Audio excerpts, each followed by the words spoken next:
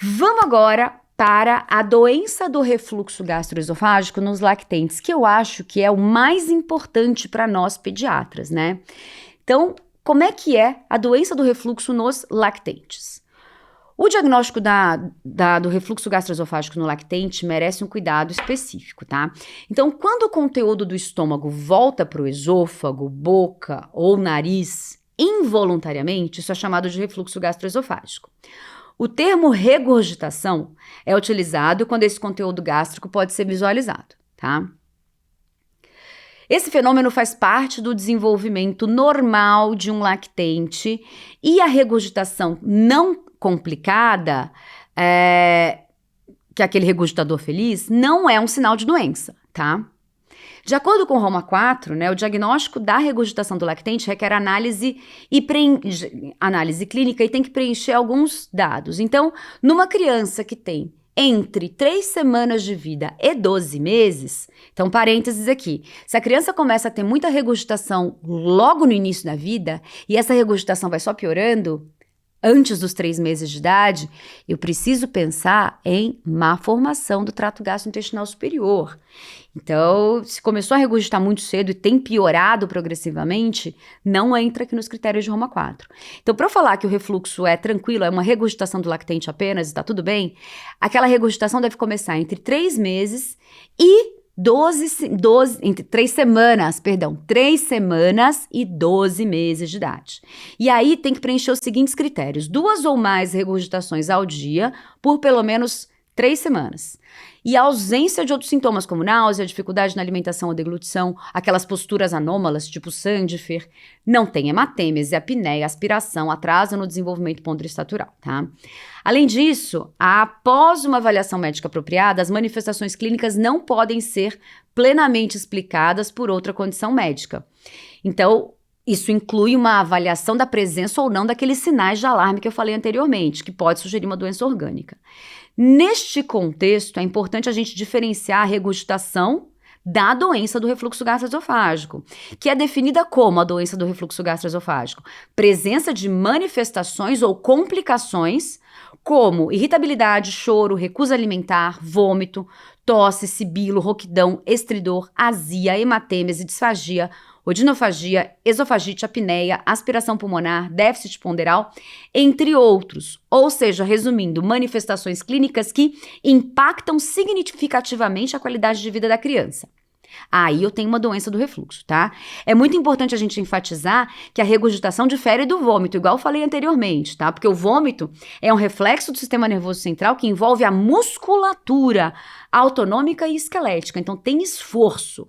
O conteúdo do estômago vai ser expelido pela boca por um movimento coordenado do intestino delgado, estômago, esôfago e diafragma. Então, um movimento ativo, tem musculatura.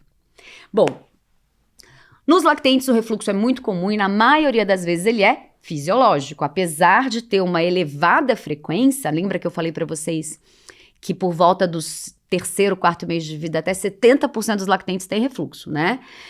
Então é muito, muito, muito frequente. E ele tem uma resolução espontânea entre 12 meses. Lembra que era 70% aos 3 meses e 5% aos 12 meses. E se não resolver aos 12, até os 24 meses tem que resolver na maioria dos casos, tá? Então a evolução do refluxo fisiológico, ela é benigna e autolimitada. Portanto, não é necessário nenhum tipo de exame diagnóstico e nem medicamento. Nos lactentes com doença do refluxo, então quando aquele refluxo impacta na qualidade de vida da criança, a irritabilidade e a recusa alimentar podem ser correspondentes não verbais de queimação retroesternal. A irritabilidade e o choro contínuo nos lactentes são muitas vezes interpretados como refluxo ácido. E há muita pressão dos pais para iniciar um tratamento antiácido. No entanto, a gente sabe hoje que, por estudos de pH-metria e impedância-pH-metria, no lactente, os refluxos não são ácidos, ou eles são fracamente ácidos, na maioria das vezes, em torno de 56% dos casos. Então, todos esses episódios, eles são causadores de choro e de irritabilidade, mas eles são não ácidos. Também é sugerido pela literatura que o que causa a irritabilidade daquela criança, o que faz o bebê chorar quando tem o refluxo, está muito mais associado à presença de um volume no esôfago, então aquele volume vem, distende o esôfago e causa sintoma, e não o pH baixo, né? Não o ácido que está queimando, diferente do que a gente pode pensar, né? Então, há uma mudança nos conhecimentos e uma falha no tratamento da doença do refluxo para os lactentes, porque a terapêutica com antiácido muitas vezes vai ser ineficaz. Então, nesse conceito, pensando nisso, né, os bloqueadores H2, como a famotidina, e os inibidores de bomba de próton, como o omeprazol, eles podem não ser eficazes no tratamento de sintomas inespecíficos, como choro e irritabilidade nos bebês pequenos, tá? Nesses lactentes, talvez seja a melhor opção, já que o problema é o volume que sobe para o esôfago, seriam medicações, né, seriam compostos que evitassem a subida do alimento do estômago para o esôfago. Então, nesse contexto, pensando nisso, os espessantes da dieta, o alginato e o sucralfato podem entrar no algoritmo de tratamento, como eu vou falar mais no final. Muitas vezes é difícil de diferenciar entre os sintomas de doença do refluxo e a alergia à proteína de leite de vaca ou a cólica infantil, pois que eles podem se manifestar por choro e irritabilidade, todos eles. Além disso, as alergias alimentares, elas podem causar inflamação, que leva à desmotilidade esofágica e ao refluxo.